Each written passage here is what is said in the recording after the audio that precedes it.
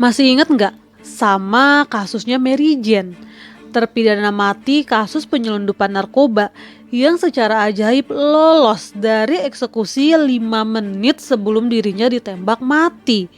Mau tahu kisah lengkapnya? Yuk kita rangkum bareng isi Google.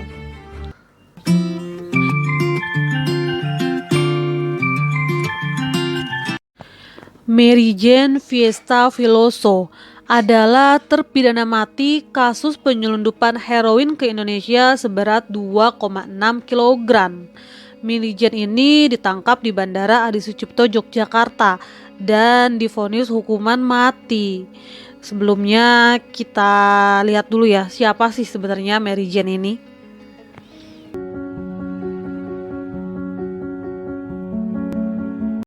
Mary Jane berasal dari keluarga kurang mampu. Jadi sedari kecil, Mary Jane ini hidupnya memang sudah penuh dengan perjuangan. Yaitu lahir pada 10 Januari 1985. Mary Jane merupakan anak bungsu dari 5 orang bersaudara. Nah, Mary Jane ini sudah putus sekolah sejak di bangku SMP dan ia pun akhirnya nikah muda di umur 16 tahun. Dari pernikahannya tersebut, Mary Jane dikaruniai 2 orang anak. Nah, karena memang dia ini menikah muda, akhirnya pernikahannya itu penuh dengan tantangan lah ibaratnya. Sampai akhirnya pernikahan mereka pun berakhir. Mary Jane ini akhirnya bercerai. Nah, sebagai ibu tunggal, akhirnya Mary Jane ini kan memang butuh penghasilan untuk menghidupi dirinya dan 2 orang anaknya. Nah, akhirnya Mary Jane ini bekerja sebagai pekerja domestik atau pembantu rumah tangga ya di Dubai. Mary Jane ini bekerja kurang lebih 10 tahun di Dubai. Tapi Mary Jane ini sempat mengalami kekerasan seksual. Dia itu hampir diperkosa. Sampai akhirnya Mary Jane ini ketakutan banget dan trauma. Akhirnya dia pun kembali ke Filipina. Walaupun ketika itu kontrak kerjanya Mary Jane itu belum selesai.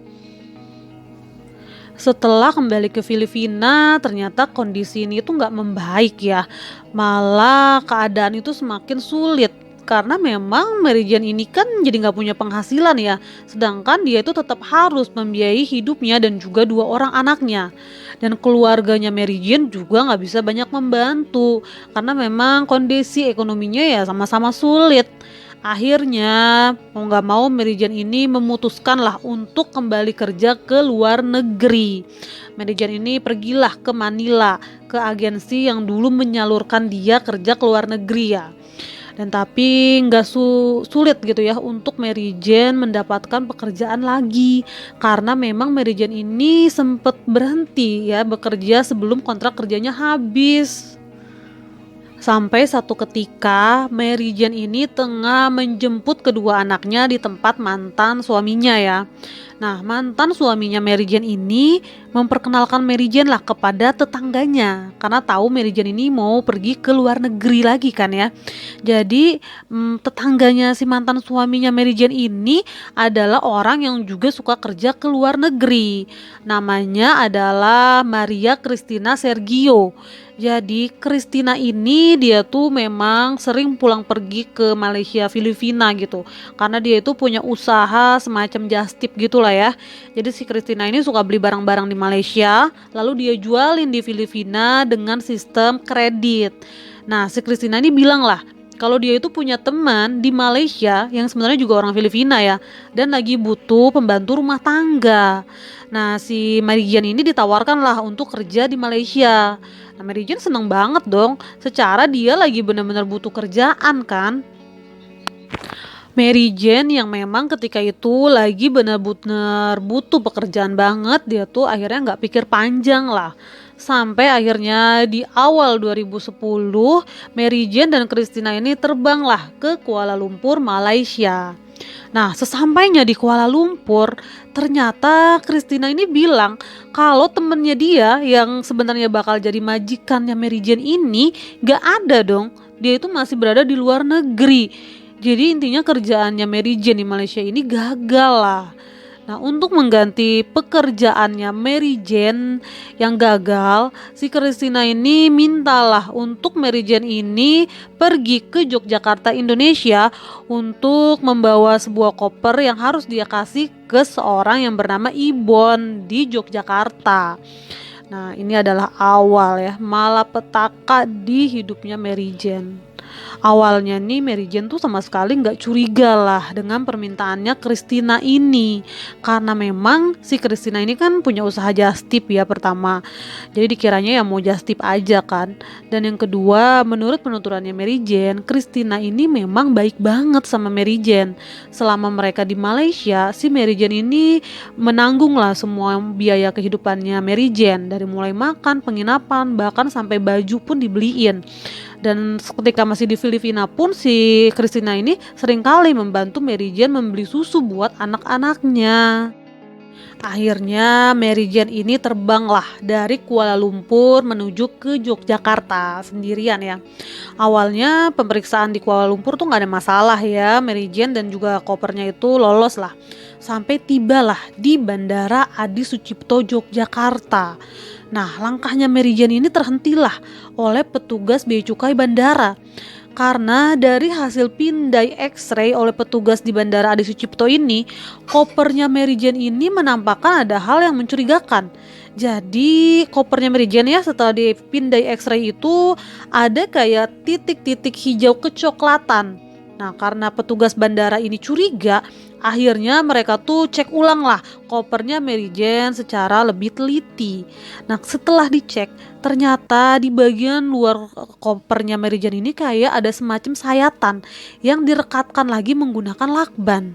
Nah, akhirnya kopernya tuh dibuka lah. Awalnya nggak ada apa-apa, tapi setelah disobek, ternyata di dalam kopernya Mary Jane ini ada 4 bungkus heroin yang sudah dilapisi dengan aluminium foil dan ditanam di sela-sela kopernya itu. Dan ternyata heroin tersebut beratnya itu mencapai 2,6 kg dan ditaksir nilainya itu mencapai 4,5 miliar rupiah di tahun 2010 guys. Langsung ngemes gak tuh Mary Jane? Mary Jane ini berusaha lah menjelaskan panjang lebar ke petugas bandara kalau dia tuh gak tahu menahu mengenai keberadaan barang haram tersebut di koper yang ia bawa. Dan Mary Jane juga jelasin kalau misalkan koper itu tuh bukan punya dia cuma disuruh oleh Christina untuk memberikan koper tersebut ke seseorang bernama Ibon yang akan menjemput dia di Bandara Adi Sucipto Yogyakarta. Tapi apapun ya yang dikatakan Mary Jane ketika itu, ya intinya Mary Jane ini memang terbukti membawa tas yang di dalamnya itu ada narkobanya, ada heroinnya. Akhirnya Mary Jane ini diamankanlah di kantor polisi. Dari hasil temuan petugas bandara ini, akhirnya Mary Jane pun diinterogasi lah oleh pihak kepolisian. Nah, yang bikin miris ini, selama proses interogasi, Mary Jane ini tidak didampingi oleh pengacara, apalagi penerjemah. Padahal nih ya, proses interogasinya ini menggunakan bahasa Indonesia. Sedangkan si Mary Jane ini nggak bisa bahasa Indonesia, dia tuh cuma bisa berkomunikasi dalam bahasa Tagalog. Nah, akhirnya dari proses interogasi ini kasusnya Mary Jane langsunglah masuk ke meja hijau. Nah, di proses pengadilan ini Mary Jane didampingi oleh seorang penerjemah, tapi penerjemahnya ini juga belum berlisensi. Dan Mary Jane juga didampingi oleh seorang pengacara umum ya yang memang disediakan oleh pihak kepolisian. Dan jaksa ini menuntut Mary Jane dengan hukuman seumur hidup. Tapi akhirnya hakim menjatuhi Mary Jane dengan hukuman mati. Mary Jane pun dijadwalkan menjalani eksekusi matinya pada April 2015 dini hari di Pulau Nusa Kambangan bersama sejumlah terpidana mati lainnya. Nah, Mary Jane ini sudah dibawalah menuju ke tempat eksekusi.